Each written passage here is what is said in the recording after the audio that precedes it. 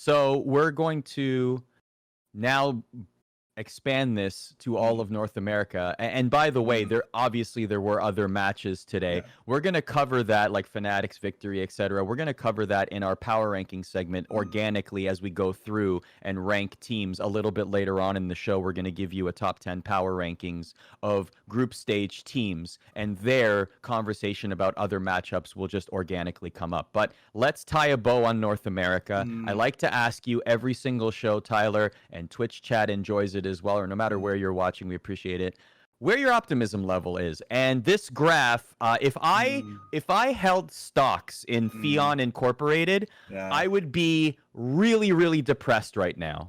Like, I bought in, and then I saw the opportunity to rise. Maybe I bought a little high, and then all of a sudden there was a stock market crash, and I'm just in tears because my retirement is gone, and what am I going to do to feed my family? Like, this is dire, okay? My Fion Incorporated stocks are at an all-time low. So can you give me some optimism at all? Can you tell me that I'm not going to lose all of my life savings here? Where is your NA optimism today? I'm not in the negatives yet. I'm at a 1. I have stuck at my 1. I feel there is I think there's a 10% chance one of these teams gets out into the top 8. I think that is a logical, realistic view of everything. There's a 10% chance that one of these 3 teams makes it out of it. And I feel like some people were going to think that's too low. I think some people think this is too high, that NA is already dead. I think this is fair. I think Team Liquid has the best chance of anyone to make it out, but they have to beat G2 in that first game. And that's pretty much a do-or-die game, again, for them, where they beat them once in a do-or-die game. Now, straight out of the gate, they have to beat G2 again, who's going to be much more prepared, much more hungry, and it's going to be a situation where I think G2 didn't play, like, I don't think they played like lazily or they played like a troll game. I do think, like we said, today was 90% TL, 10% G2. TL is going to have to do 100% again and play the best game they've done so far this year to take down G2.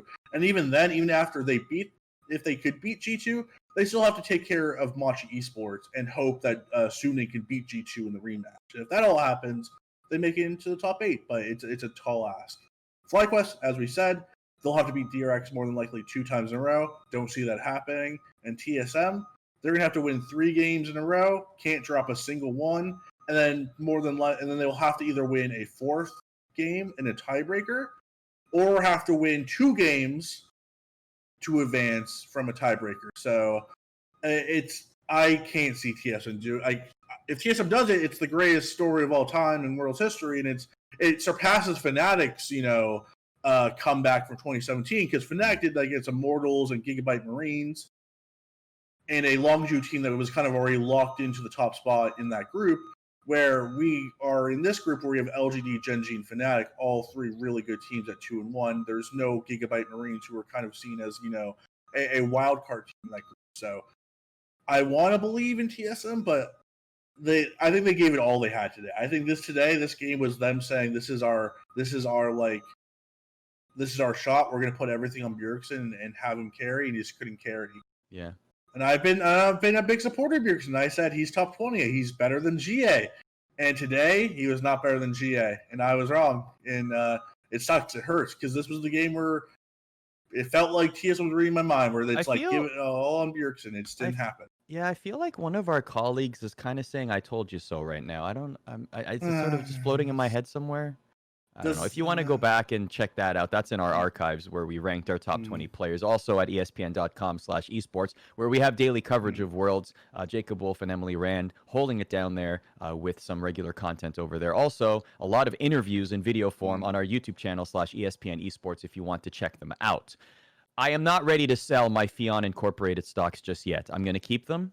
I know you said 10%. This maybe feels like a sunk cost at this point, but I'm not ready to sell.